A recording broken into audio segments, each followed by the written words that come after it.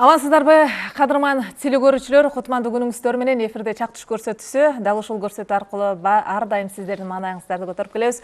Бүгүн дагы биздин студиябызга келген сыйлуу коногубуз бар. Өзүңүздөр жакшы билесиздер, эл арасында ырдалып, элдин жүрөгүнөн орун алган бир канча ыралардын автору, оончу, Ош мамлекеттик университетинин доценти, маданияттын мыкты кызматкери Эгемберди Талипов агабызды бүгүн студиябызга чакырдык. Керемет чыгармаларын ырдатуу үчүн бизге атайын өзүнүн шакирттери менен келип отурат.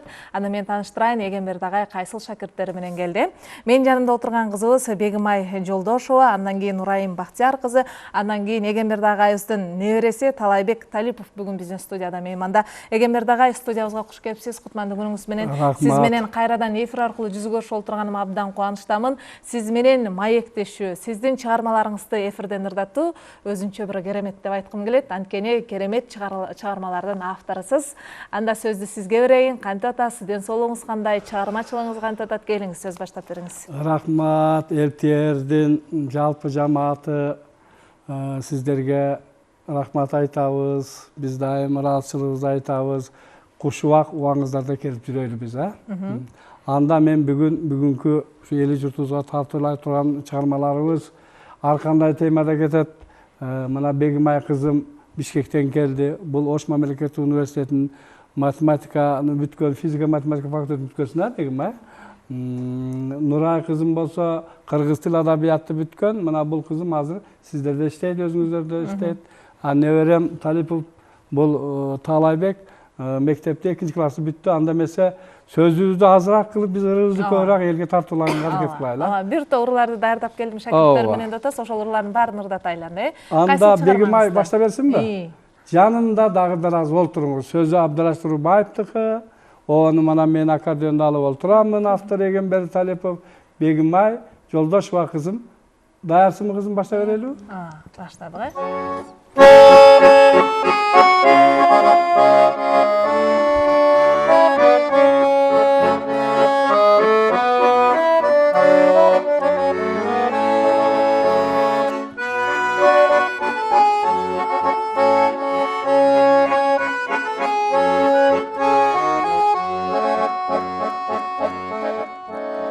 Bir görüp aşık boldum, içim tüs-tüs. Жүрөктү сезимдерге толтурдуңуз. Суранам өчүрбөстөн ошолотту.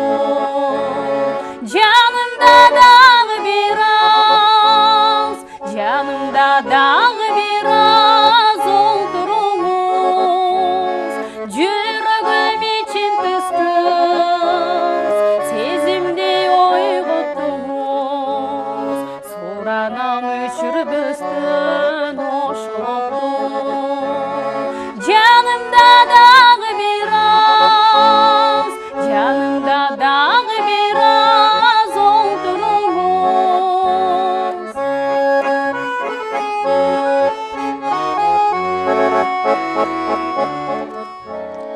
Сүйлөңүз шерин экен сөздөрүңүз, тик деңиз жылуу экен көздөрүңүз.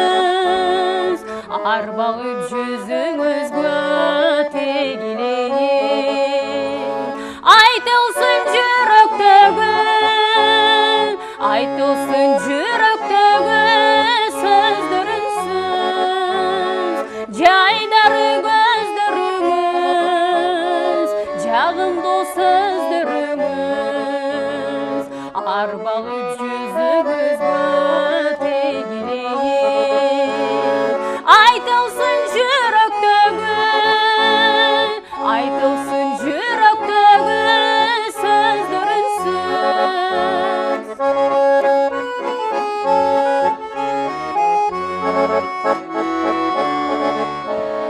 Суранам тосолучу күндү бирге, суранам тосолучу түндү бирге. Суранам күлүп жайнап жанагыдай, суктанып жыттайлычы, суктанып жыттайлычы күндү бирге. Тосол күндү бирге.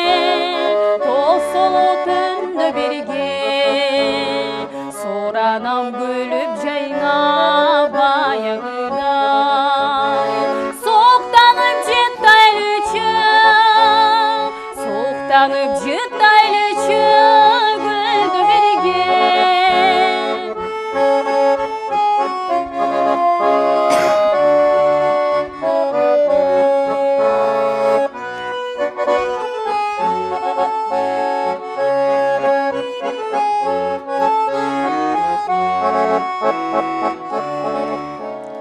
Соранам кетпесеңіз içim тыс-тыс, жақтыңыз махаббаттың отын отмуш, жылынып ошол оттон елебенен.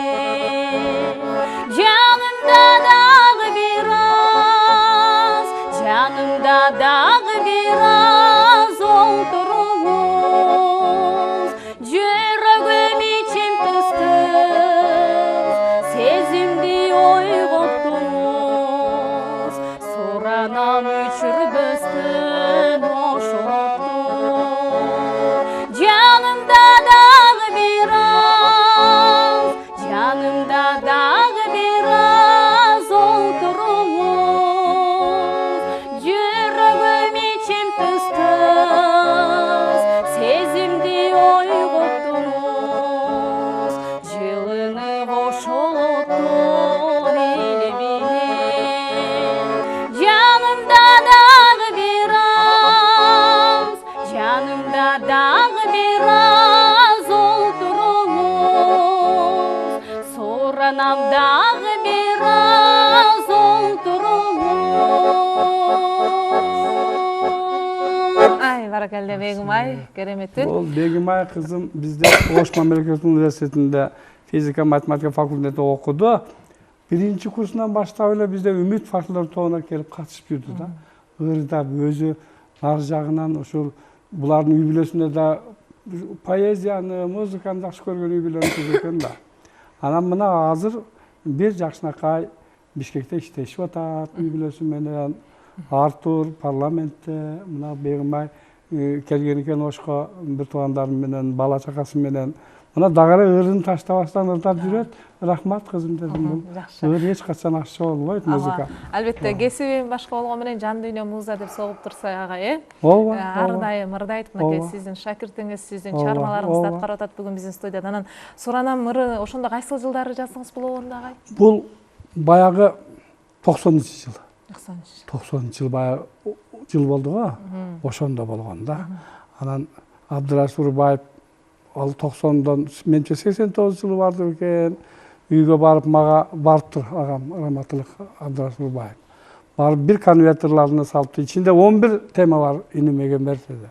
Окуп көр, өзүңө жагар, балким жакканын обонго ылайыкташтырарсың деп Абдырашып Урбаев машинасына, күйөө баласы машинасында отурат, өз жанында отурган, чай ичип отуруп анан чыгышкан.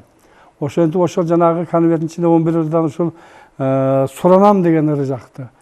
Кийин ырдын аты барып жанында дагы бир аз олтуруңузга айланды. Аны өзү да айтты. Суранам калып эле жаныңда бир аз олтуруңуз болуп кетти дегендерди. Анан өзүнчө бир кандайдыр көңүлүнө жаккан окшойт. Иним рахмат, мен Таласка барамбы, Чүйгө барамбы, Нарынга барып каламбы, акындар менен жазуучулар менен отуруп калган жерде сөз болот экен да.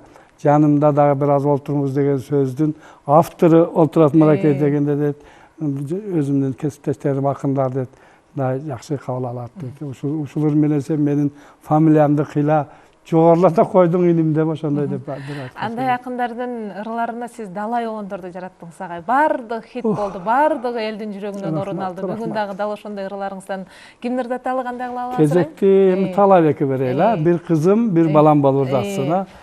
Сен кайсыны ырдап бересиң балам? Сагынганда атамды. Сагынганда атамды, Анатай Өмүрхан агамдын сөзү.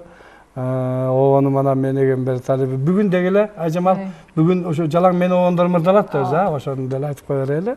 Анда даярсыңбы? Талайбек баштайлы балам? Сагынганда атамды.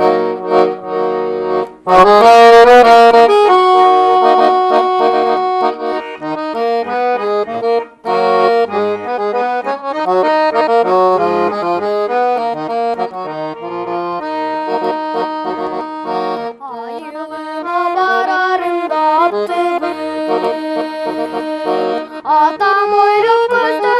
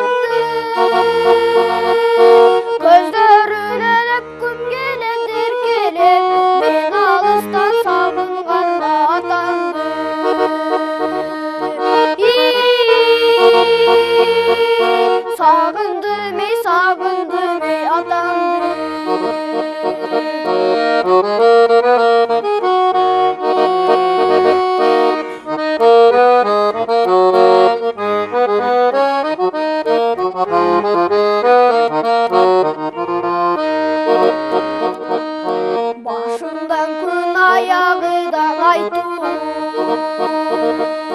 Тұршы атам мақтандай құлпыру. Жерге бұтым жетпей ұшып баратам, асқа чапчы баққан судай жұлқыну. Жерге бұтым жетпей ұшып баратам, асқа чапчы баққан судай жұлқыну. Алымдайды балыс жақтан желкелеп, көптен берки көңіл бұғын жазамын. Көздерінен өткім келеді еркелеп, мен алыстан сағынғанда атамды.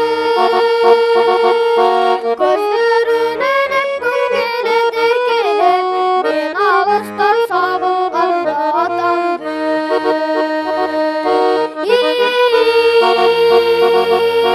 Сағынды бей атамды.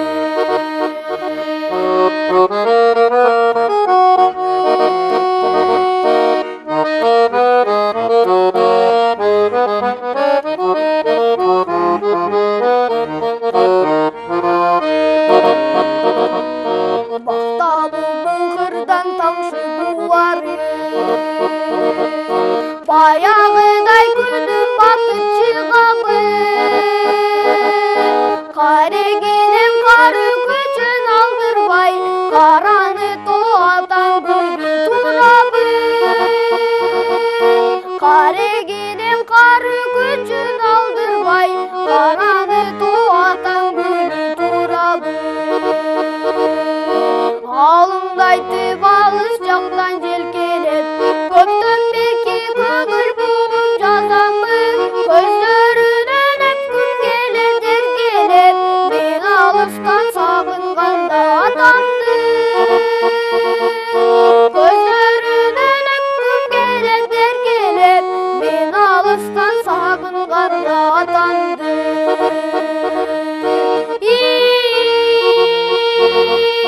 Сағынды бей атамды.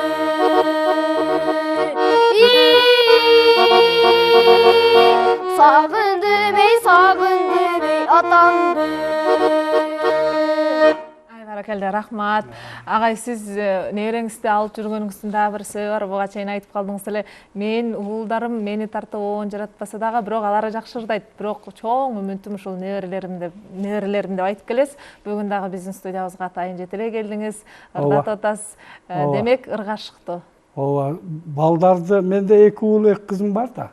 Ошолордун баардыгын музыкага окуттум да. Музыкалык школда окушту, фортепианода окушту, ноталар менен ушу профессионал музыканттарды өзөрчү. Анан эми баягы жаштары жетип, дипломдорду алып, эме болгондон кийин иштешет. Анан айтышта, баарыбыз эле музыкант, баарыбыз эле оончу болуп кетсек кандай болсун деп анан Россияга кетти, антиминти иши тиричилиги жакшы иштешип жүрүшөт.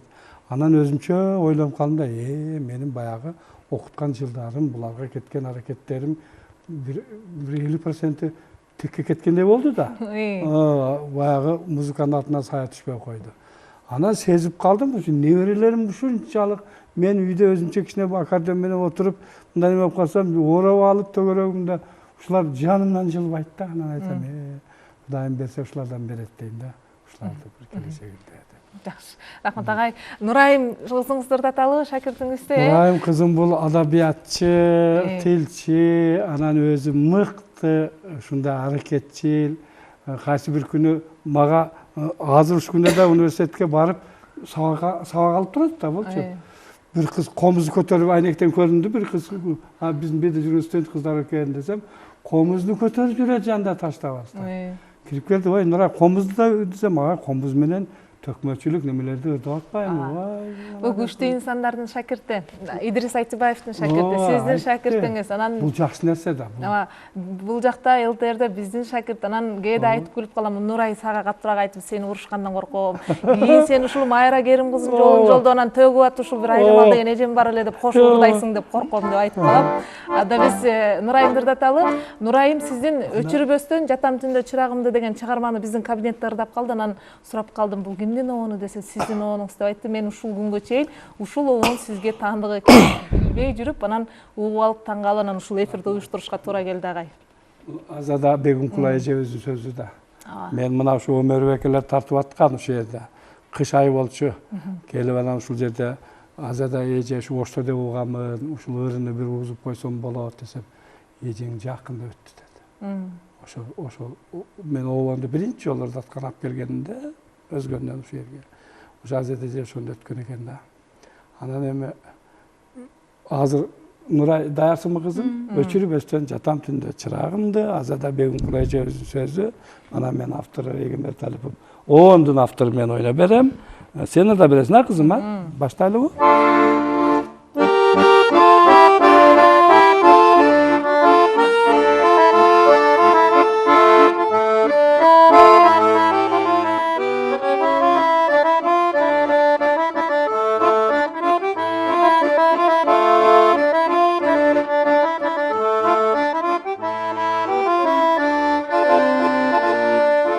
Кайылы болуп көп короткону багыма,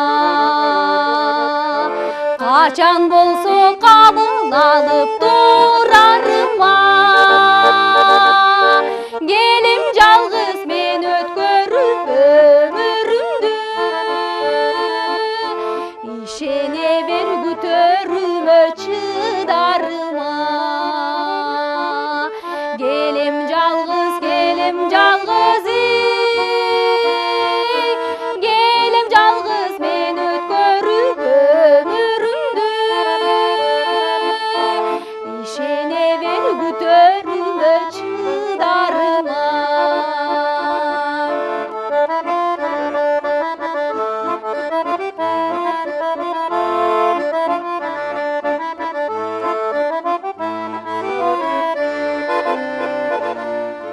Түн карайып кар баластап калганында,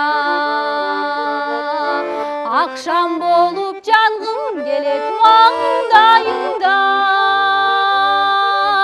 Тагдырыңа кээде өксүп капалансаң, бал каймактай көлкүгүң бар таңдайыңда. Тагдырыңа тагдырыңа кээде өксүп капалансаң, бал каймактай көлкүгүң бар таңдайыңда.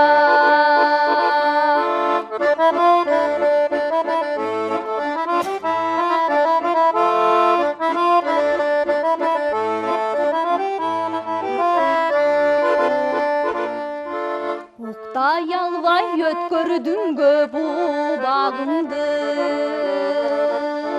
эшик жака тосуп коюп кулагымды. Дарегимди издеп таппай жүрбөсүндө,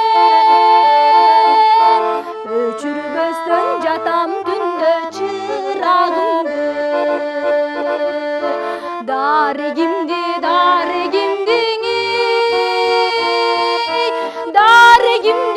издеп таппай жүрбөсүндө, өчүрбөстөн жатам түндө чырагымды. Дарегимди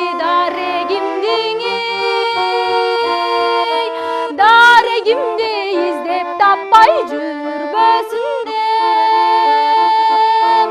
өчүрбөстөн жатам түндө чырагымды. Өчүрбөстөн жатам түндө чырагымды. Баракелде, рахмат. Керемет чыгарма. Азада эже тууралуу мен Азада эжени жанынан ушу ырларын угуза албай деп калсам, бир досум айтты. Эжең обонуңду укпаса укпады го, бирок эжеңди сен илгери көргөнсүң деди. Жок, мен Азада эже менен эч маңдатески отурган эмесмин. Азада Бегүмкулова белгилүү акын болсо, эгерде ал эже менен бир жерде бир мындай бир чыгармачылык топ болуп отурсак, эстейт элем да десек, жок, сен түшүнбөй атасың. Көрсө эже Кара Сууда интернатта окуган экен. Өзүнө майда, өзүнө кичинекей балдар кыздар менен кечигип окуган экен мектептечи. Анан интернаттан ошо аттестат алып алып, ошо интернатта жаткызып, өзүнөн кичине эле балдар кыздар менен окуп интернатты биз Кара Суу районунун маданият кызматкерлери концерт коюп ошо интернатка барганыбызда ошо мугалимдер менен катар тизилип отуруп алдыңкы жакта отурган дейт. Дедим иши кылып эже кыргызга жакшы ыркитептерин калтырды, жакшы поэзиясын калтырды. Ошодон ушул сөздү айткым келди да эмнеге деп азырчы. Уланта берелиби? Ооба. Кезекти кандай Бегимайга беребизби? Бегимай кызым кайсын аткарып берели? Апамай. Апамай да. Апамай Анатай Өмүркановдун сөзү. Бул ырдагын ушу кыргыз элинен жакшы түнөк тапты. Көп ырчылар ушул Апамайды жакшы көрүп ырдашат. Баштай берели Бегимай.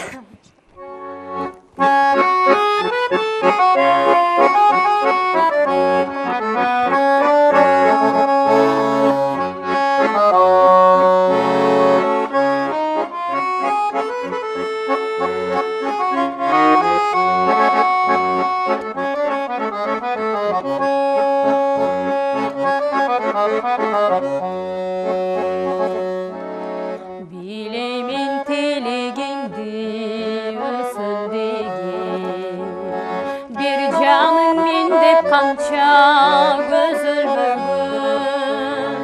Апамай қарусыңда уктап қалсам, ойға туғамы деп жөтелбөгін. Апамай қарусыңда уктап қалсам, апамай ойға туғамы деп жөтелбөгін.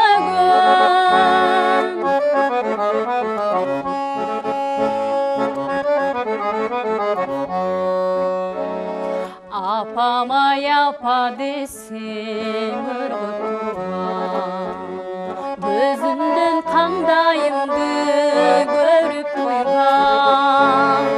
Нан жапса күйгөн жерін өзі алып, бышқанында нусун маға сұнған.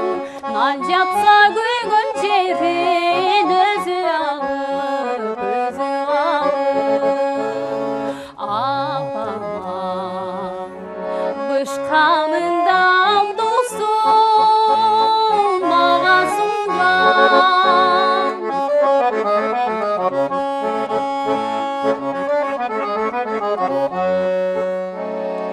Айттырған учқан желден саламдуған, башқача балбалақта барғанымда, кейімден ең жақшысын өзім арнап, тамақтың майлурағын берген маған. Кейімден ең жақшысын өзім арнап, апамай тамақтың майлурағын берген маған.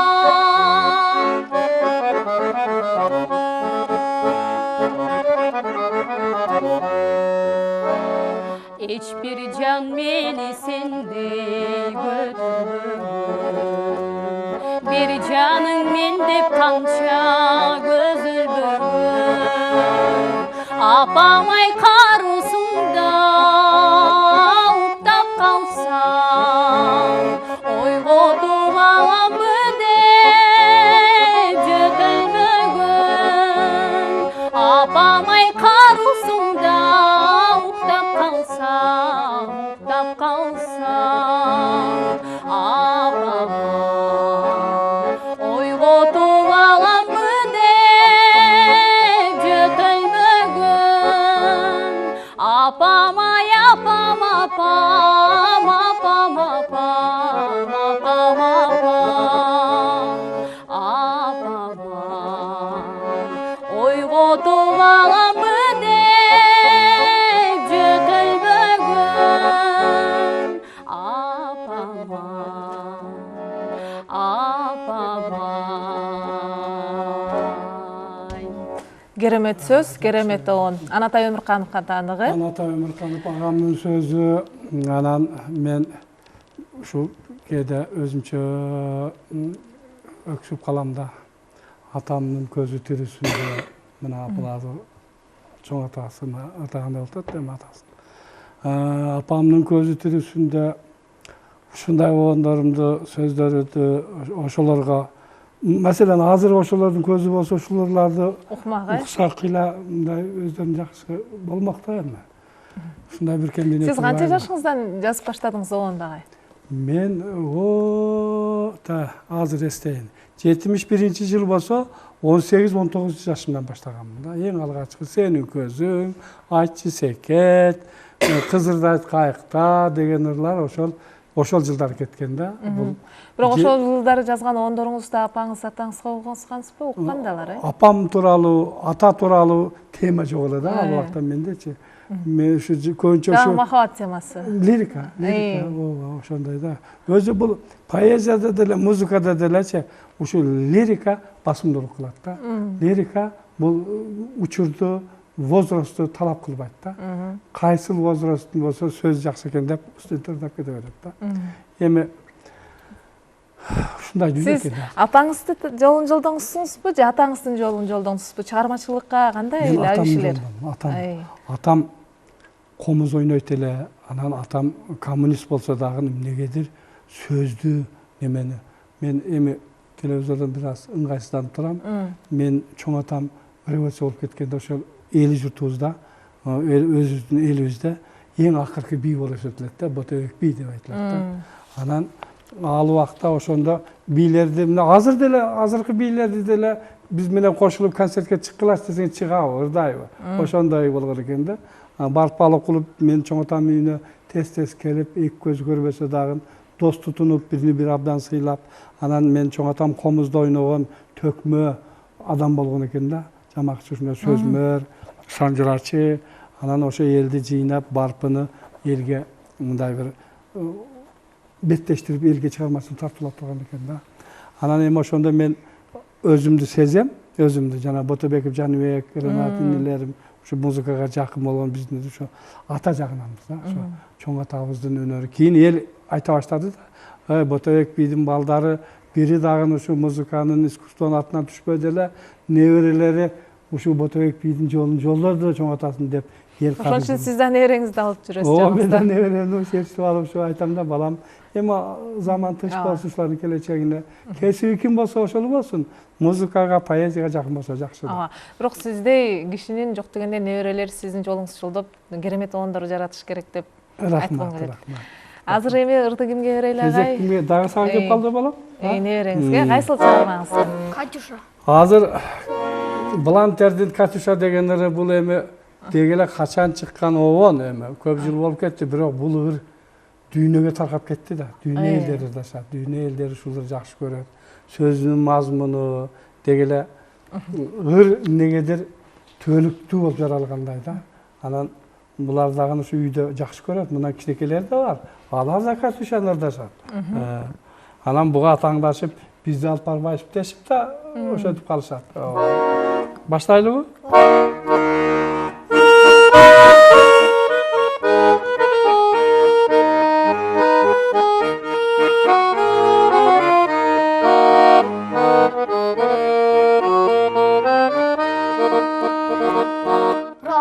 Расцветали яблони и груши, поплыли туманы над рекой. Выходила на берег Катюша, на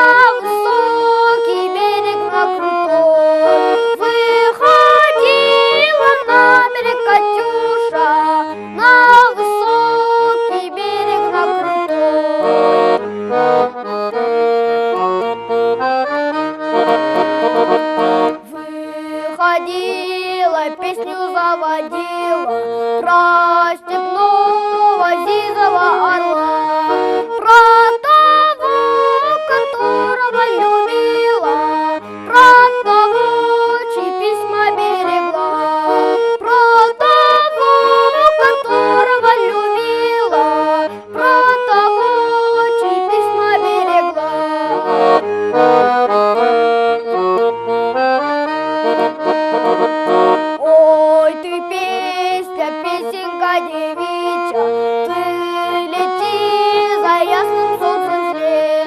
И бойцу на дальнем пограничье от Катюши передай привет.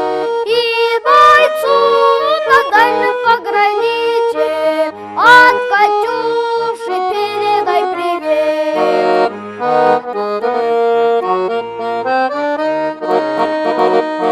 Пусть он вспомнит девушку простую, пусть услышит, как она поет. Пусть он землю бережет родную, а любовь Катюши сбережет. Пусть он землю бережет родную, а любовь Катюши сбережет.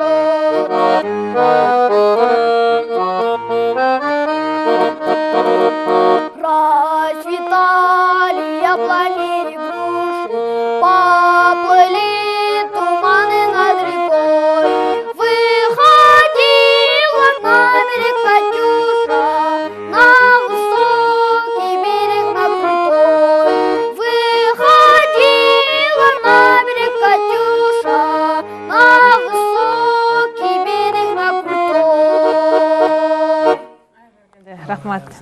Рахмат ағай. Ағай, азырқы оғандарыңыз бар бі? Жаңа оғандарды жазып атасыз ба? Ооба, жаңа оғандарды жазып, дағы екінші жинақ кітебімде бұйырса жарыққа шығарам деп тұрам. Бірінші жинағымда 90 ыр қамтылған. Мына ырчыларым ошолорду ырдап жүрүшөт, балдарым, кыздарым. Екінші жинақта дегеле али елге белгисиз, ел ырдай элек, анча-мынча гана ырларды ырчылар алып ырдап атат. Анан эми ал жарыкка чыгып китеп нотасы менен сөзү менен басылып чыкса, ушу келечек элер, ушу жаштарга, элге, калкка да өзү чыгарма китеп ошондой, тартып ошондой да. Кудай кааласа, экинчи жинагым чыгат, анын ичинде жаңы ырларым. Бир гана нерсе бар да, обон жаралгандан кийин жакшы сөз болсо, жакшы обон болсо, анын багы ачылыш үчүн жакшы бир ырчыга туш келиш керек да. Irçılarda ушундай табит болот. Эгерде ыр обону менен ырчыга жакпаса, таң ууласаң да, сурансаң да, ырдашы мүмкүн 1-2 жолу. Болду, элге өтпөй тура берет да. Эгерде ырдын өзүнүн обонун канаты болсо, өзүндө элге бир эле угулуп калса, эл өзү кабыл алып кетет да. Сиз ушул оғандарыңызды эмнеден улам таасирленип жазасыз, агай? Сөзгө көбүрөөк маани берип, ошол сөздөн таасирленесизби? Досуңуз Арзыбек Бедияров агайыбыз айтып калды эле, канча ырым болсо ошол ырымдын баардыгы каарманы бар деп. Досум Арзыбек Бедияровду мен абдан сыйлайм. Жакын досум болот. Мыкты обончу, обондору кыргызга эң обондору көп жайылган обончунун бири ошол Бедияров Арзыбек досум да. Обондору канаттуу, элди аралап, ушу Жалал-Абадтан обонду жаратып койду, обон кетти, бүтүн Кыргызстан, Казакстан балалар. Анан менин табитимде мен адегенде сөзгө карайм. Сөзгө карайм да, жакшы сөз колума китеп тийип калса, ошол сөз мага тынчтык бербей калат. Бүтүн убактын баарын ошого бөлүп, качан ошо бир обон жаралып, анан булар ырчылардан мурун адегенде мен байбичем өзүнүн жолдошум ошол. Сынчыңыз. Эжең. Ошол Зура бүбү, Мендешова. Ошол көрөт дагы обонуң толук бышып жетилиптир, сөзгө обону отуруптур, болот дейт да. Анан мен ошол сынчыма таянып калганмын. Оңдо десе оңдоп коем, жок болду десе болду дейм. Анан келип жанагы сөзү кайталайм. Жакшы ырчынын колуна тийип калса, ошол ырчы аны элге өткөрө коет да. Базар ошол жерде да. Эгер ырчы жакшы болбой калса, эми бул өтө кыйын нерсе. Ырчыны барып сен мен мына ырымды ырда деп сурансаң дагы ыңгайсыз болот да. Ырчылар өздөрү келип турат, мисалы мага байланышып турат, агай, биз ырдатып туруң деп ырдашат.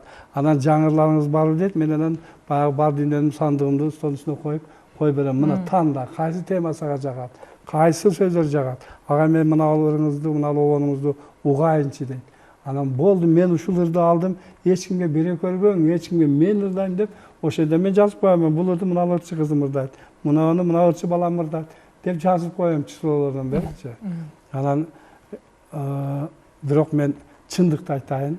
Masalan, жанымда дагы бир аз олтуруңуз десе, ошол сөздүн, ошол обондун бир каарманы бар, бир немеси бар деп айта албайм, андай эмес. Элге, мына ушул балдарым, кыздарым, мына силер эл журт, ушулар ырдай берсин, ушулардыкы, ушуларга арналат.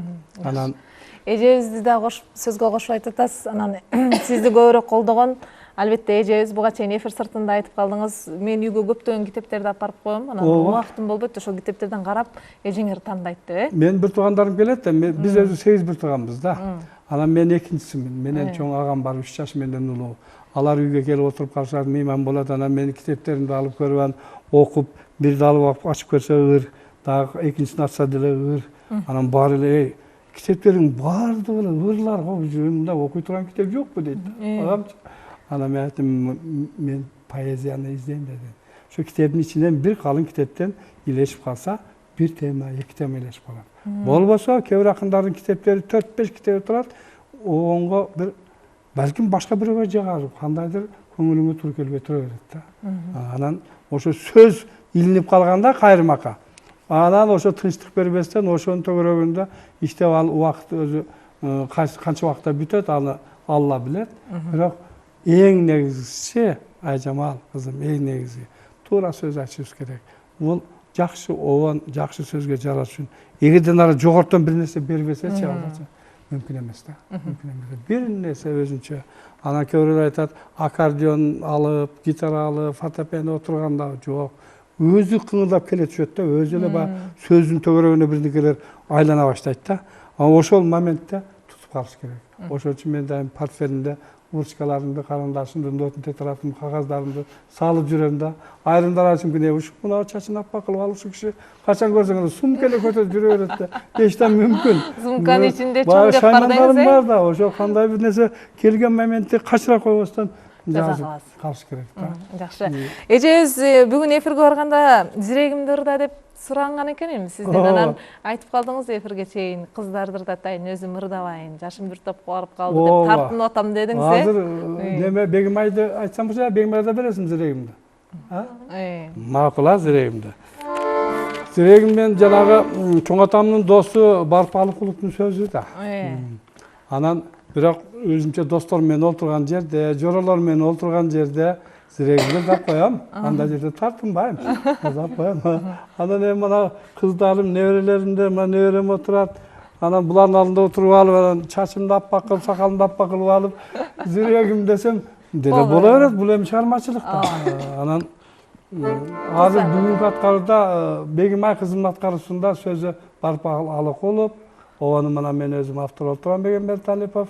Зирегим, даярсызбы кызым? Бегимай?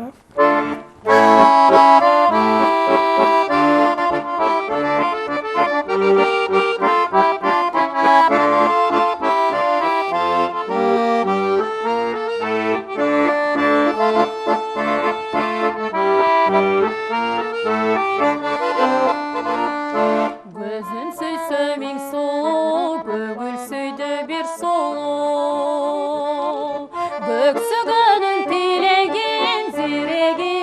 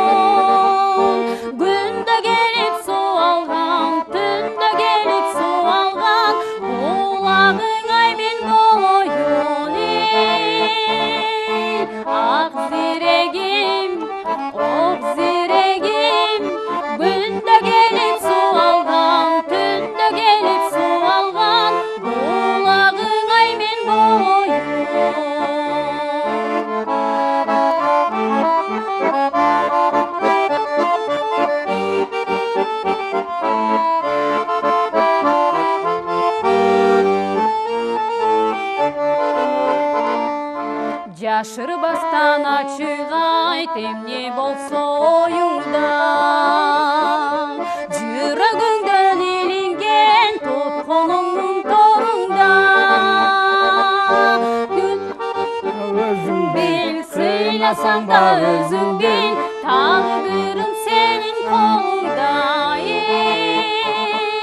Ак зирегим, ок зирегим, кыйнасаң да өзүң бил, сыйласаң да өзүң бил, тагдырың сенин колуңда.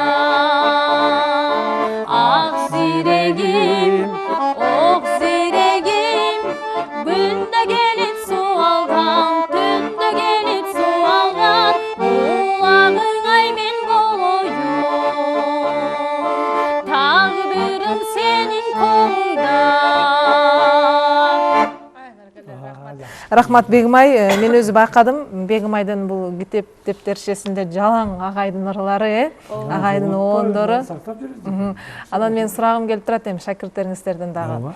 Агай менен иштешкен кандай сиздер үчүн? Анан агайга шакирт түшүп, агайдын ырларын ырдап жүргөн жаштар көп эле, бирок анын арасында силер дагы барсыңар.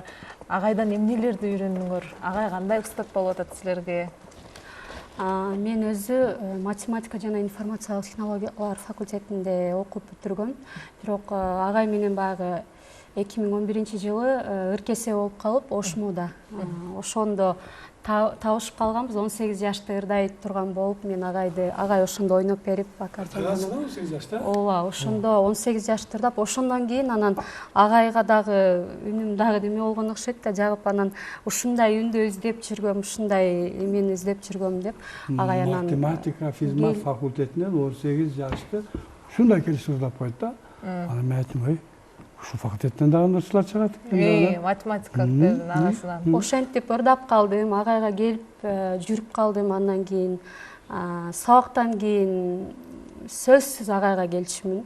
Сабагым жазып алат, ырларын жазып бүтүн Абиттен кийин агайга барам.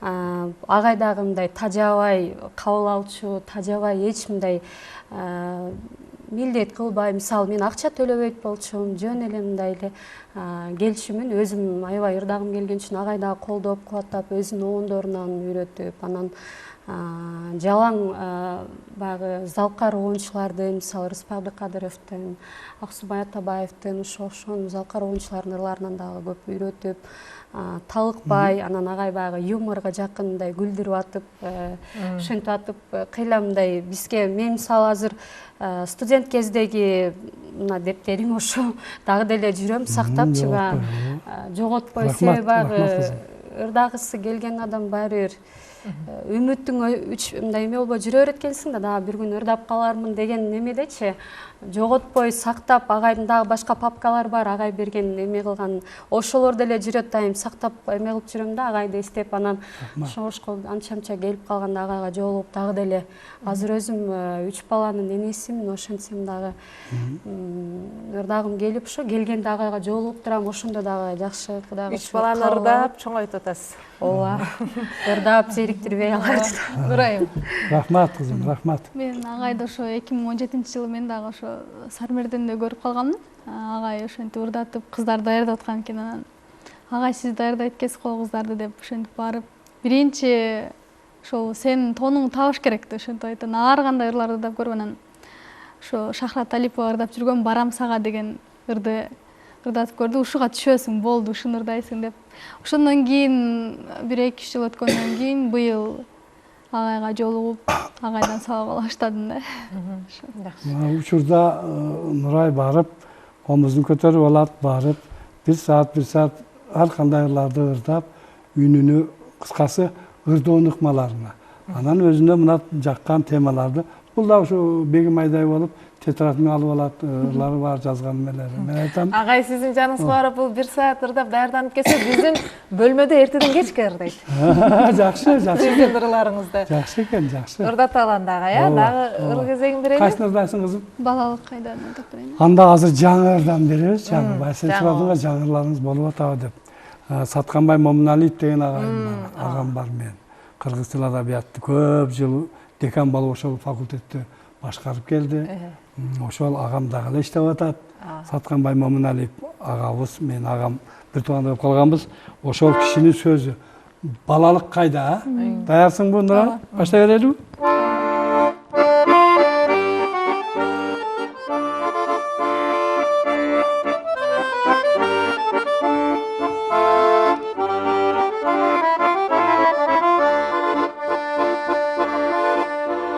Arası Türk'ün cer cemiş, ada kemdikken bakayda, ulakтай jardan oynoğun, uzday taza çakayda, ulakтай jardan oynoğun, uzday taza çakayda.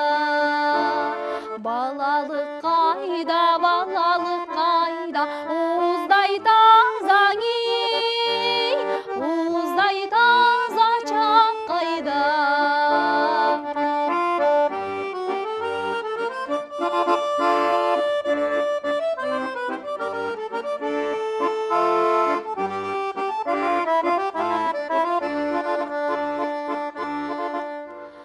Alağar geçip cügürüp, erde jas tergen gül qayda, asınıp gidip kabındı, mektepke bargan gün qayda, asınıp gidip kabındı, mektepke bargan gün qayda. Balalık kayda, balalık kayda, mektepke bargan mektepke bargan gün qayda.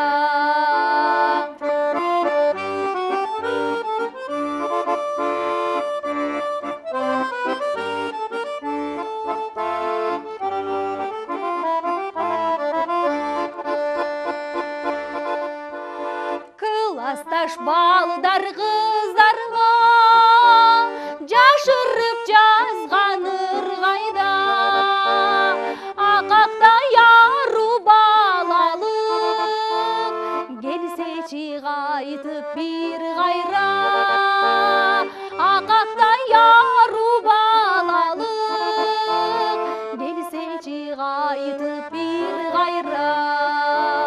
Балалык кайда, балалык кайда, келсечи кайтып келсечи кайтып бир кайра.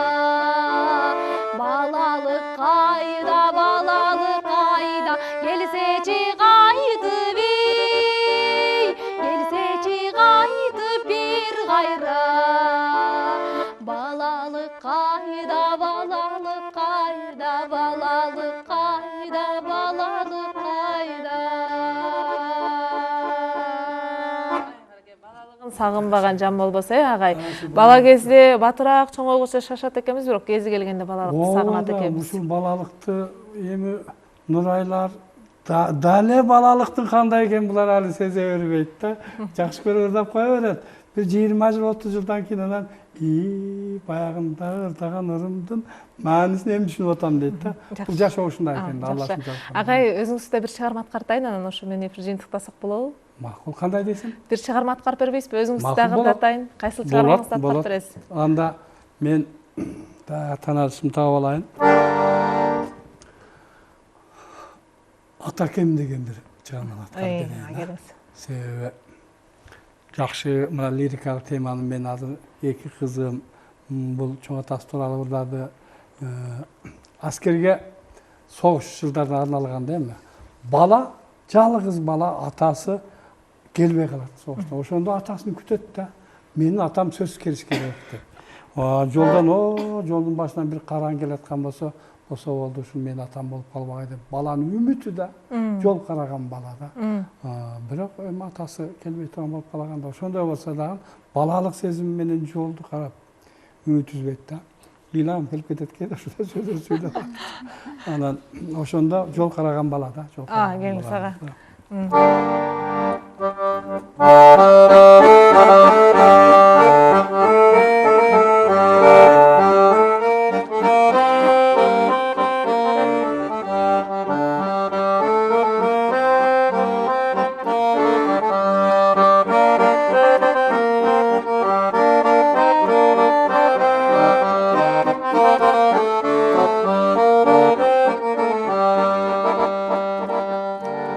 Ertemeni сайраган егиз тонун улары, эстегенде бир тотат ата кемдин кумары, эстегенде бир тотат ата кемдин кумары.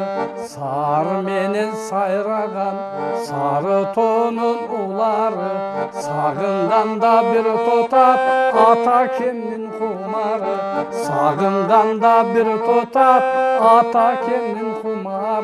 Сары атчан кел атса, сардалым атам деп турам, сары атчан өткөндө саргайып барып олтурам, сары атчан өткөндө саргайып барып олтурам. Ак боз атчан кел атса, асылым атам деп турам, ак боз атчан өткөн соң аптыгып барып олтурам, ак боз атчан өткөндө аптыгып барып олтурам. Сонун башы шыргалаң, шыргалаңдан сыйгалам, ата кемди эстесем айлам кете ыргалам, ата кемди эстесем айлам кете ыргалам. Ырдым менен чыт бүтөт, кечте бүтөт сыр менен, ата кемди эстесем көңүлүм сүт бук менен, ата кемди эстесем көңүлүм сүт муң менен. Тору атчан кел атса, тодоюм атам деп турам, тору атчан өткөндө томсоруп барып олтурам, тору атчан өткөндө томсоруп барып олтурам. Чабдар атчан кел атса, чоң талым атам деп турам, чабдар атчан өткөндө чалыгып барып олтурам, чабдар атчан өткөн соң чалыгып барып олтурам. Эрте менен сайраган егиз тонун улары, эстегенде бир тотат ата кемдин кумары, эстегенде бир тотат ата кемдин кумары. Сары менен сайраган сары тонун улары, сагынганда бир тотат ата кемдин кумары, сагынганда бир тотат ата кемдин кумары. Рахмат агай, урматтуу телекөрүүчүлөр, бүгүн биздин студиябызда мейманда керемет ырлардын автору, оңчу, Ош мамлекеттик университетинин доценти, маданияттын мыкты кызматкери Эгемберди Талипов агабыз болду. Эгемберди ага, сизге ыраазычылык билдиребиз. Сиз бактылуу чоң ата, бактылуу таятасыз бүгүнкү күндө. Биз болсо ушун менен эфирибизди жыйынтыктайбыз. Коштошуп жатып бардыңыздар үйүңүздөрдө тынччылык, аманчылык болсун. Кайрадан эфир аркылуу жолугушканга чейин эсен туруңуздар.